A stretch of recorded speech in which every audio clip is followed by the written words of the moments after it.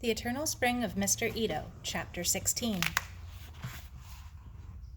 Sara and Maggie climbed from the beach after their swim and paused at the top of the limey path to catch their breath. Sara said, "My copy of Calling All Girls came today." "I'd like to read it," said Maggie.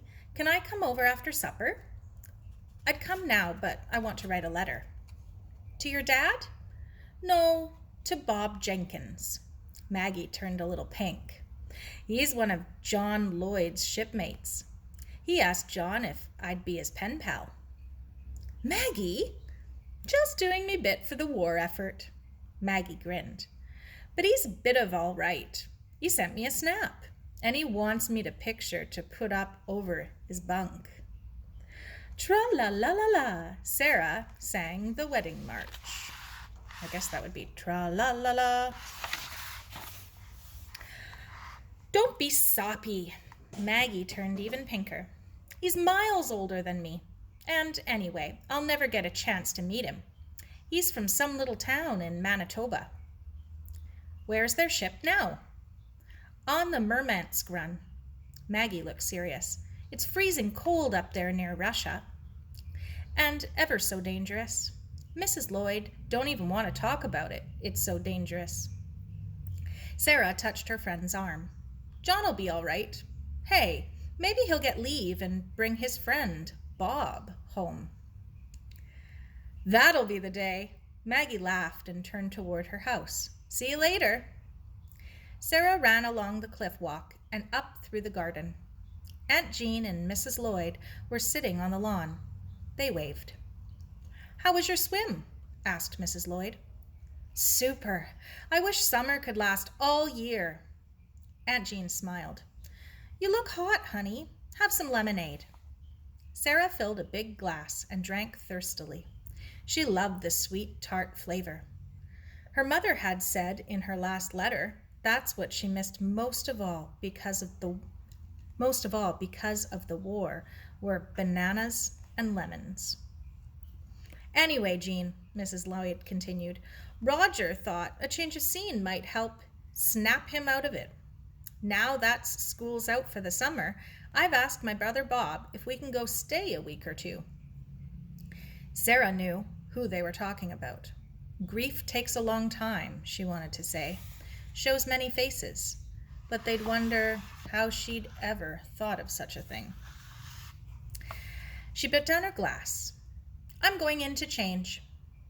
She ran upstairs, almost colliding with Mary coming out of her room. "Whoa, slow down," Mary said. "I was just coming to look for you." "You were?" Sara couldn't keep the surprise out of her voice. Half a year had gone by since Mary had sought her out. "Why, what's up?" "I thought you might want to give me a hand with my hair." "Sure." Sara tried to keep her voice casual. "What's the occasion?" Mary's smile flickered uncertainly.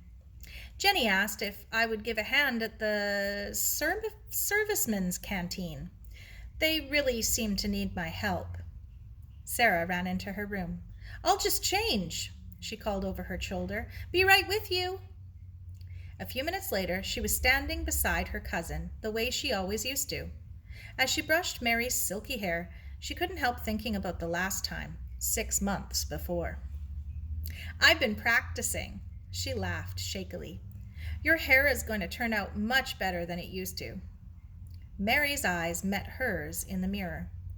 "I knew I could count on you, little sister," she said, and then suddenly turned and hugged Sara.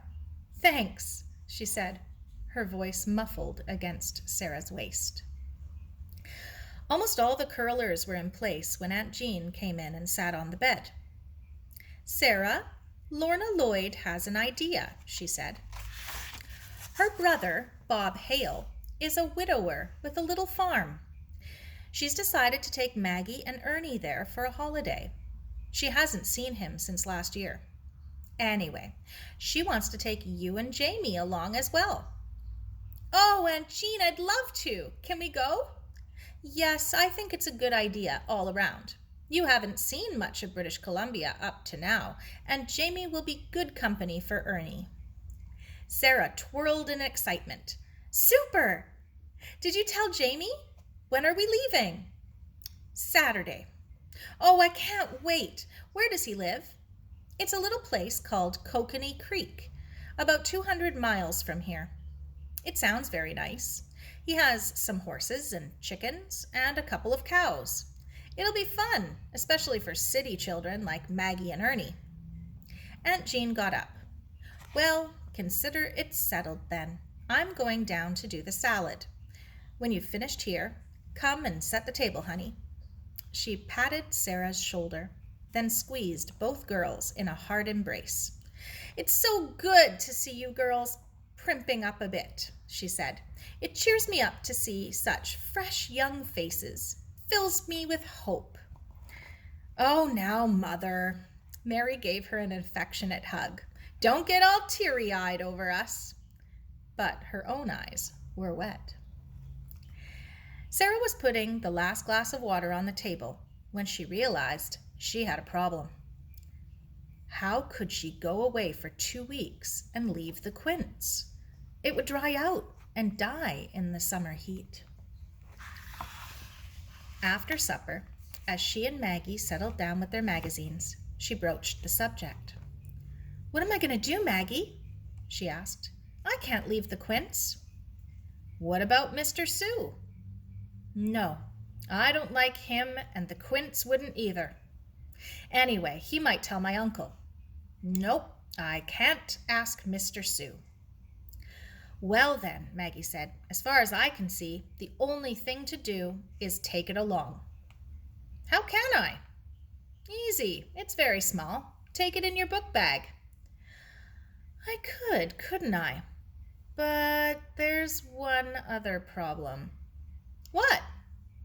Well, there's another bonsai. Where? In the same place. I've been taking care of it lately for someone. Well, take it along too.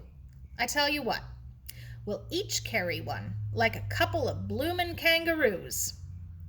Saturday came very early. Sara and Maggie slipped down the limey path. Maggie put the quince in her book bag. You've got the soil nice and wet, she said. It should stand the trip okay. I'll be careful not to jog it. Her face changed as Sara drew out the aiguromatsu. Gosh, she breathed.